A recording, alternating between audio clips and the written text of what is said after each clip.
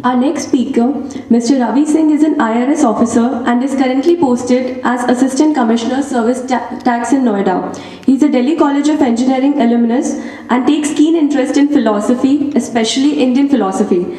Before dedicating himself to civil services, he has worked in a consulting role with two of the Big Four and is a project officer in the Commonwealth Games Organizing Committee. He plays basketball and ardently follows the NBA. A young and dynamic thinker, he likes to explore the world with an open mind. So please welcome Mr. Ravi Singh on stage, who will be speaking on the topic of job satisfaction and goals. Hello everyone. Let me begin by asking you a question. How many of you love your job? Please raise your hand. That's roughly 20%, maybe 30%. Even if we discount the number of people who are not working currently and people like me who are reluctant to raise their hands, that's a pretty low number. But do you find it surprising? I don't. We know it for a fact that most of us don't love our jobs. But why is that? Why do a lot of people find Monday morning so depressing? Why do we think that if we get a particular job, we'll be very happy and then it doesn't happen so? Why do the best companies in the world face such high attrition rates? Job dissatisfaction is so universal, and yet we hardly try to understand the exact reason behind it. So let's try to find out. Before proceeding, let me tell you, in the past 6 years, I have been in 6 different jobs. So I have ample first-hand experience of getting dissatisfied with my job. In the 6 years, I have worked in different roles in different organizations. I worked in a startup, I worked in a private company, I worked in a semi-governmental setup, I worked in a government organization. I have worked as a project officer, I worked as an analyst, I worked as a consultant, and I'm currently a civil servant. During this journey, I have learned something which I would want to share with you. I believe that job dissatisfaction is not understood properly, and merely understanding the reasons behind job dissatisfaction can lower its levels. So, what do we look for in a job? Obviously, it's very subjective. Different people look for different things. For some people, remuneration might be most important. For some, job content might be most important. But there are certain basic ingredients which we look for in a job with varying degrees. What are those ingredients?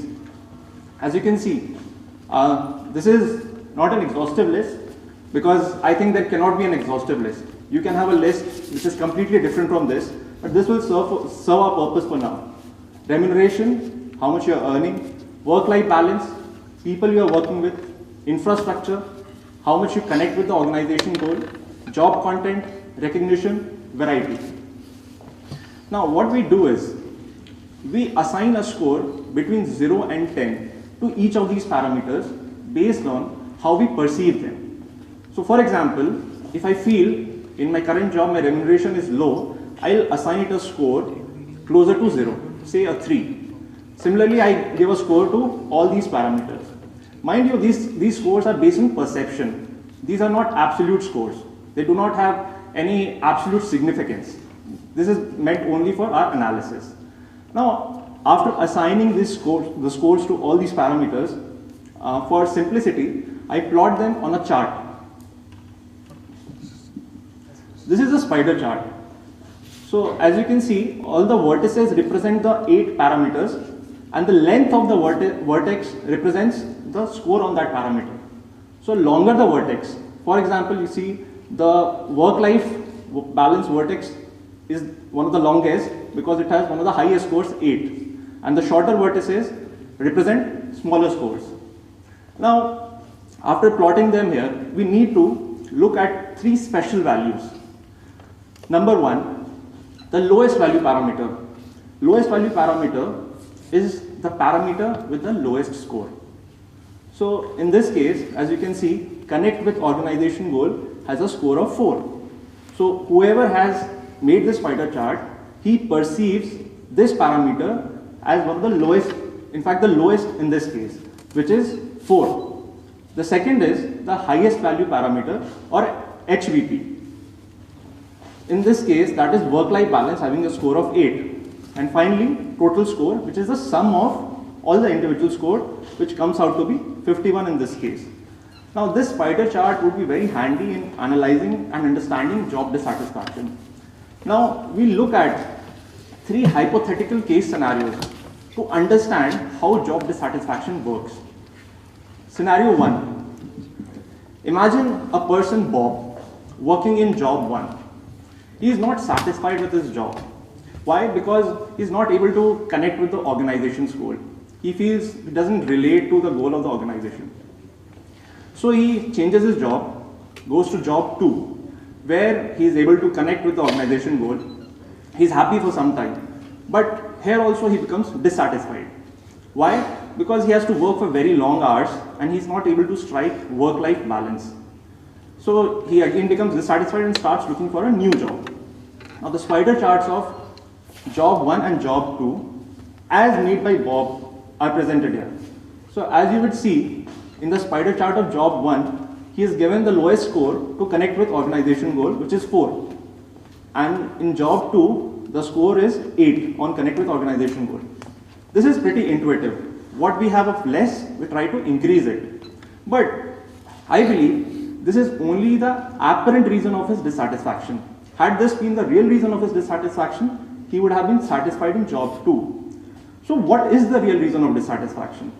The real reason of dissatisfaction is Bob's inherent tendency to focus on the LVP or the lowest value parameter and make his decisions based on that and ignore the other parameters. So here's a subtle distinction. There is an apparent reason of dissatisfaction and there is a real reason of dissatisfaction. The apparent reason is the lowest value parameter or LVP, but the real reason is our inherent tendency to focus on the LVP more than the other factors and make our decisions based on that. Now, we move on to scenario 2. In scenario 2, Bob is dissatisfied in job 1. He switches to job 2. Here, things are slightly different. He not only increases his LVP, but he also manages to increase his total score. As you can see, this is scenario 2. He has increased the score on connect with organization goal from 4 to 6 and total score from 51 to 59. Here he'll be satisfied in job 2 for a longer period of time. But eventually he gets dissatisfied here also. Why? Because there exists an LVP here also, which is work-life balance. But that is only the apparent reason of his dissatisfaction. What happens is, after some time, he'll forget about the high scores and he'll start focusing on the lowest score. And he'll start feeling that he's not satisfied with his job. Scenario 3. In scenario 3, this is a little different from the other 2 scenarios.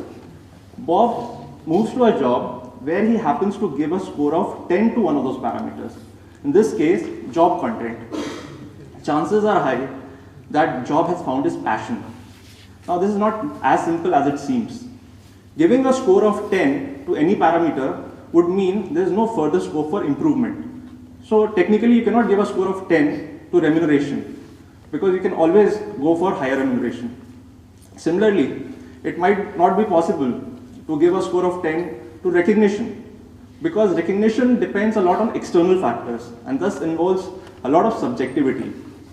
But it might be possible to give a score of 10 to job content. I'm pretty sure if we go and ask Sachin Tendulkar or A.R. Rahman, how would they rate their job content, they would say a 10. Similarly, it might be possible to give a score of 10 to connect with organization goal. If we go back to pre-independence era and ask people working in the Indian National Congress, how would you rate your connect with organization goal parameter within your organization? A lot of them would have rated as a 10. I guess you get my point.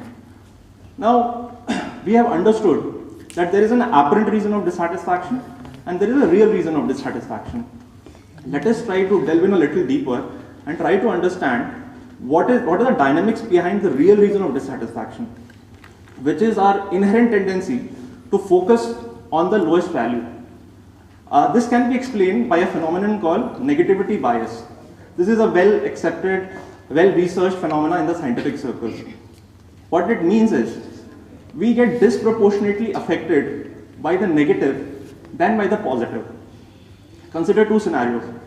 In scenario 1, you win a lottery of rupees 500.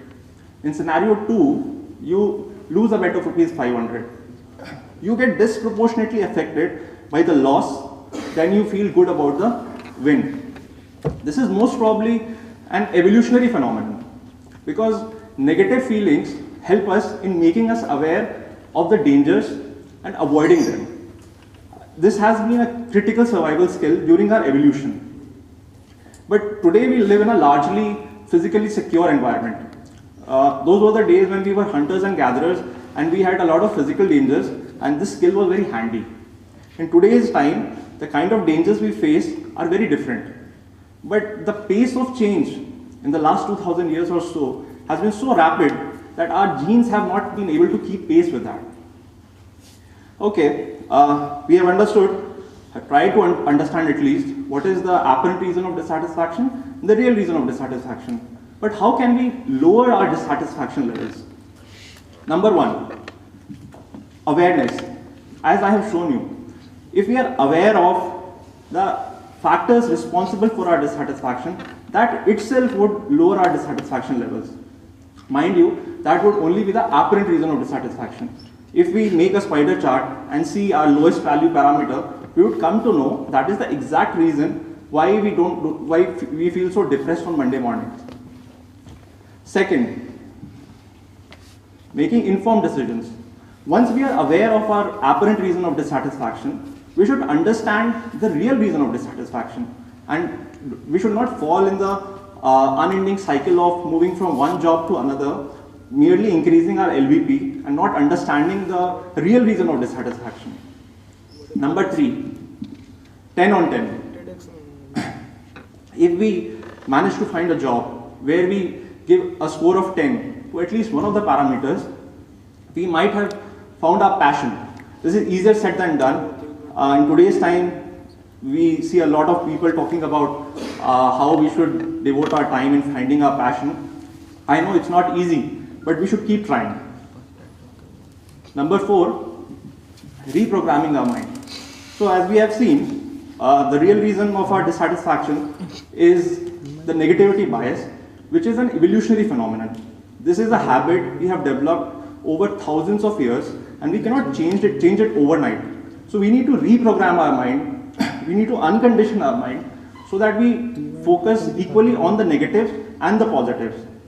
Meditation can be a good place to start. So finally, I would like to conclude by summarizing what we have learned. Number 1, the bad news. We are somehow hardwired to dislike our jobs, so we shouldn't be too harsh on ourselves. Number 2, the good news.